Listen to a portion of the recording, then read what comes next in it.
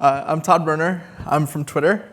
There I'm a developer advocate on our mobile developer tools team. So that's focused on our tools Fabric and Fastlane. Fastlane is an open source tool that Andrea is going to talk about in the next talk. I want to mainly focus on Fabric and what exactly you can do with Fabric and how we've updated in the past 6 months. I was wondering who here is working on an app that uses Fabric? Awesome. So we're not going to spend too much time on what Fabric does specifically. We're going to focus mostly on the updates. So let's dive in. We launched Fabric in October 2014 at our Flight Developer Conference. In the 12 months from October 2014 to October 2015, we saw 225,000 developer accounts sign up with us. And even more impressive, we saw 1 billion mobile devices, unique hits through the SDK, hitting our servers. But rather than talk about the past, we want to talk about where we're going. So where are we going to take Fabric from here? And what have we been up to since our last big update, which was Flight 2015? And what do we have planned for the rest of 2016? As you know, Fabric is 5 individual kits. Crashlytics is probably the main one. Who here is using Crashlytics? I figured. Who here uses Answers? A little less. Who uses Digits or has had a chance to try out Digits? Mopub, probably even less. And TwitterKit, cool. So Crashlytics, as you know, is the crash analytics tool and also our beta testing service. Basically, this lets you aggregate crash data and see information about those crashes, full stack traces, aggregation of device and OS types.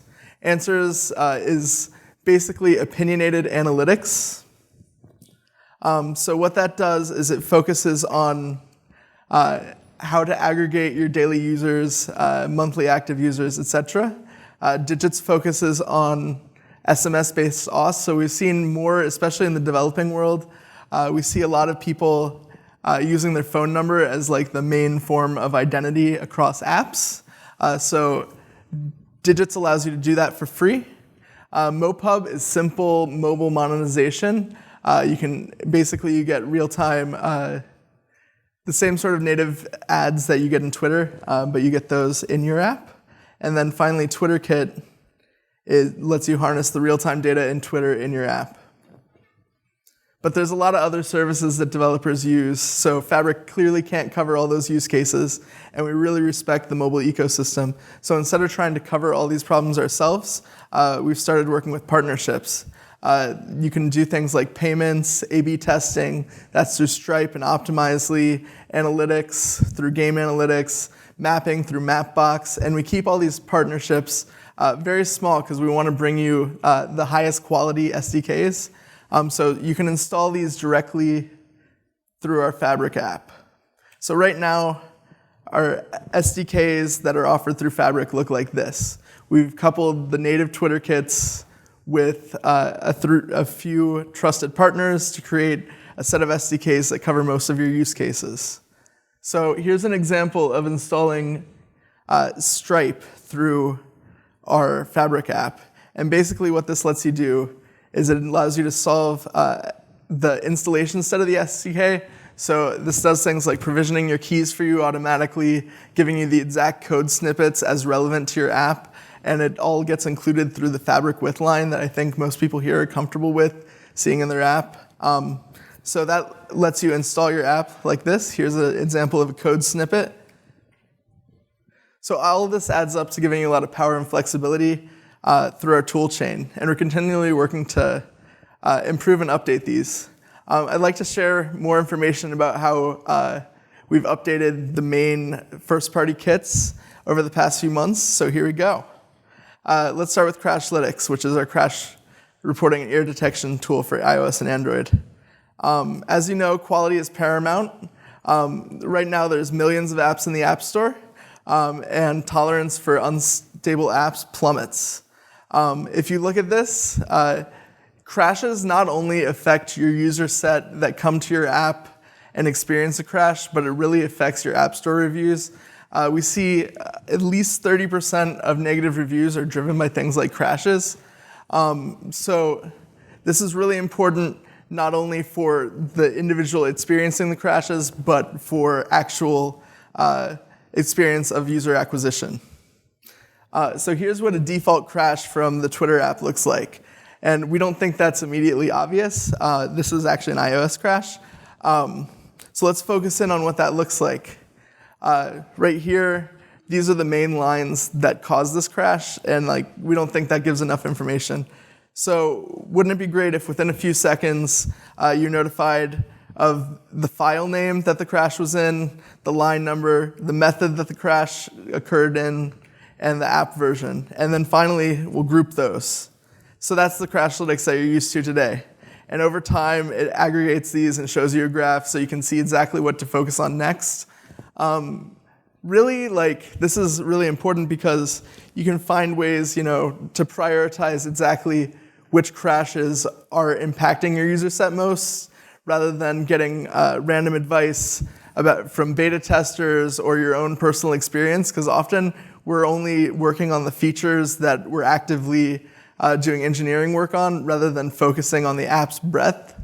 And sometimes changes we do cause crashes in other parts of the app. You can see full device and iOS information. So this lets you really see if there's a unique form of Android that's causing your user base to experience these crashes, and helps you hone in on what you need to test when you're going back and fixing that crash. And then finally, you have your full stack traces. So this is where you go investigate. So Crashlytics scale is absolutely massive. In the past 30 days, we've processed 18 billion crashes. That's almost 3 for every person in the world. And that's 18 billion per month. Another way of looking at this is Google has announced that there's 1.4 billion active Android devices, and we see 1.325 billion in the past month.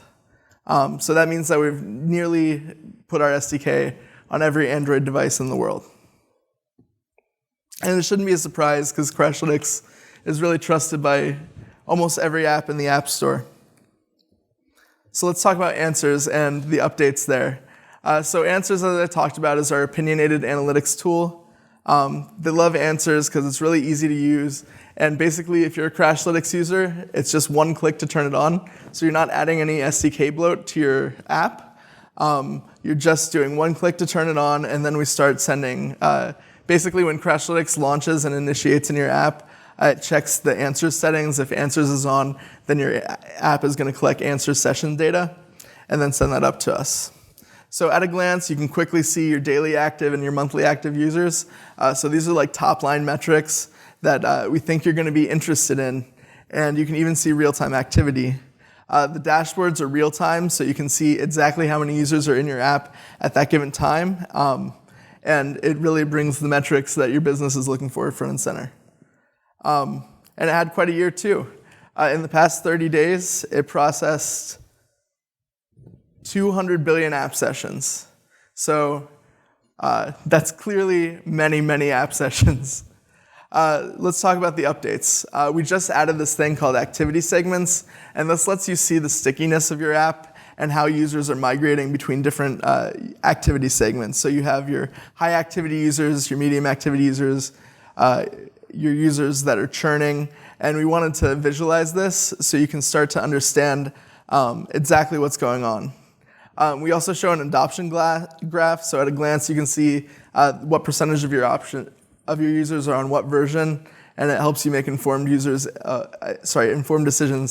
of exactly when to retire features or support. We also group your users by events, so you can really understand our successful users are doing search activities or purchase activities, or how do we get a user from a low activity to a medium activity? Well, we should push them to use this one feature because it increases stickiness. A second feature that we've added is called Audience Insights, and this is really focused around the who. So a lot of the original Answers core feature set was focused around what are users doing in my app, or how often, when are users doing things in my app. So we wanted to answer the who question and give you the complete picture.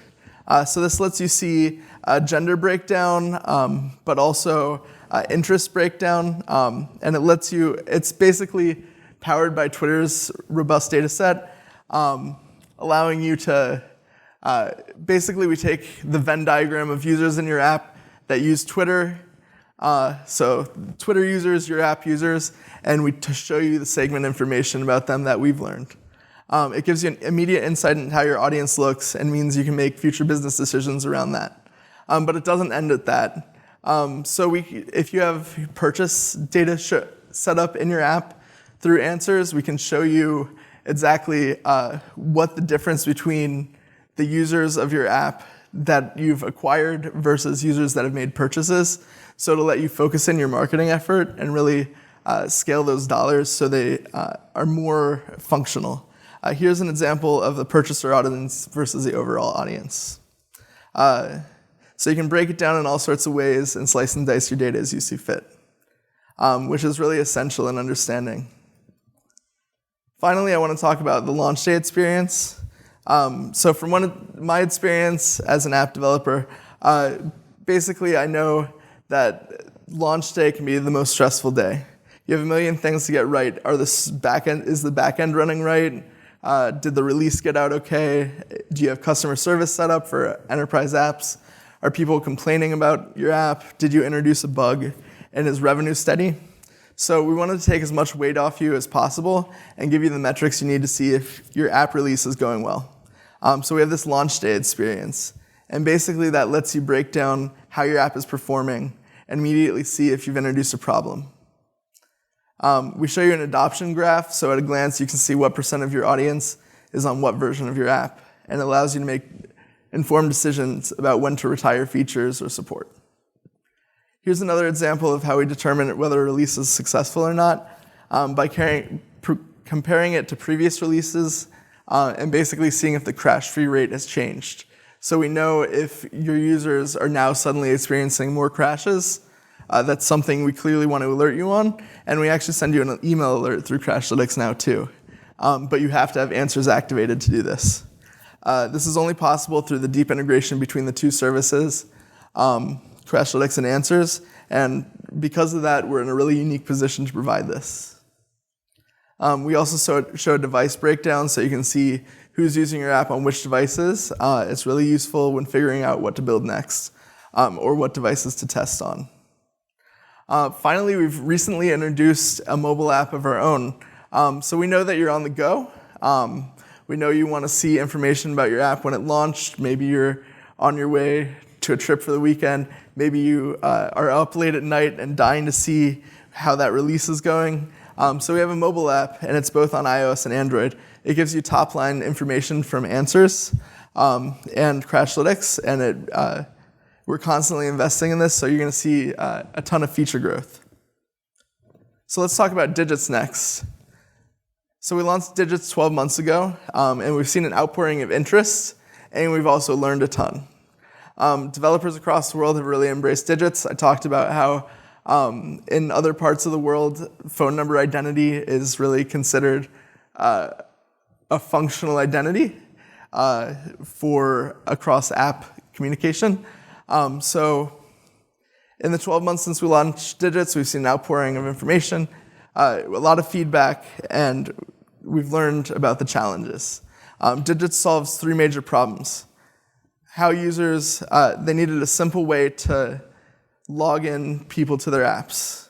You need a way to defend against spam and use phone verification for 2-factor auth. And then finally, we need to connect people across apps using their phone books. So somebody's phone book is really a good social graph, especially in places where social networks haven't penetrated yet. And really, like if you're looking for people to refer your app to people, the people in their phone book are generally your best bet over their people in their social networks, etc. So the Digits login experience is like this. Here's an app called Uplike, and basically it recommends that people connect their phone number with the app, and it launches right into the Digits flow. It's themed with purple branding, and the entire thing only takes a few lines of code. So you just pass to the Digits view, and basically immediately we handle the rest, and then you just handle the completion. So we pass you back a completion. So we've added a few things to Digits that have made it more functional. So as I told you, we've learned a few things. Email verification is also important.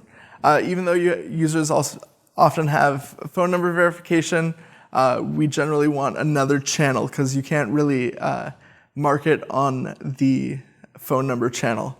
So we've added email verification. We handle all the dirty work of getting the email confirmation, etc. All you have to do is set verify email true, and boom, you have email verification in your app.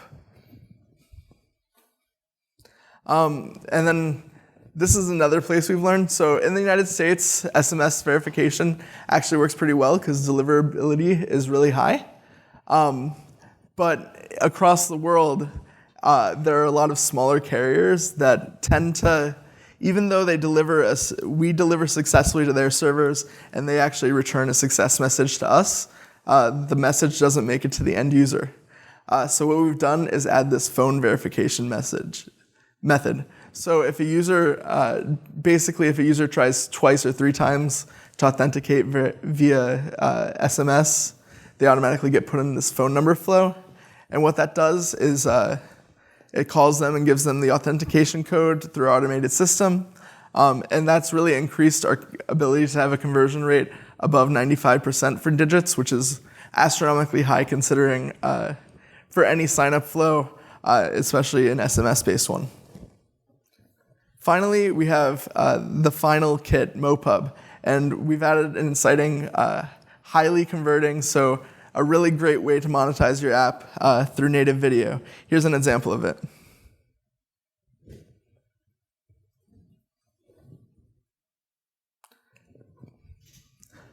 So our native video solution, currently in private beta, it empowers developers to monetize with in-stream native video, like the ones you see directly on Twitter. It makes it scalable, so you don't have to build a custom native video unit for every customer you work with.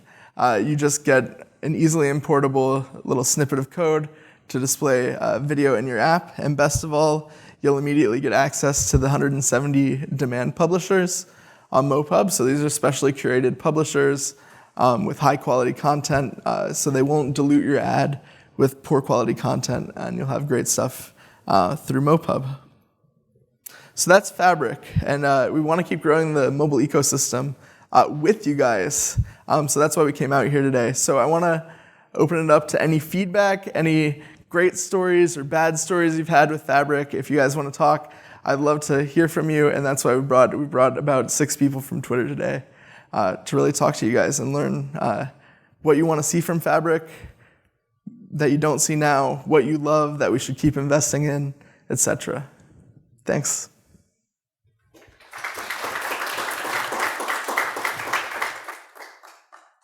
Cool. Any questions? No problem. Awesome. The answer is the launch status view. Yeah. So there's that ratio of crashes per 10K sessions. If I'm not mistaken, maybe you can confirm this, the threshold for, I think it's like investigate. Is it 100 per? Do you know what that threshold is? Could you please repeat the question further down? Definitely. So in Answer's launch day experience, it suggests that you investigate your new version if it comes above a certain threshold. I don't think that it should be higher than 100, but I believe it depends on the size of your app still. So it's like dynamic. Do you have a big app or a small app? It's relatively big.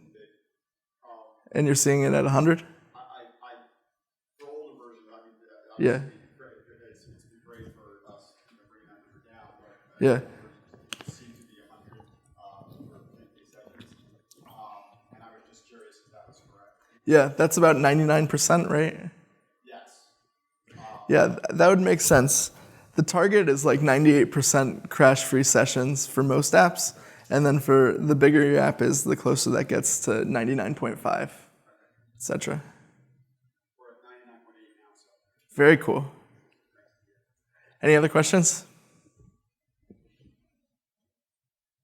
Awesome. Thanks so much, guys.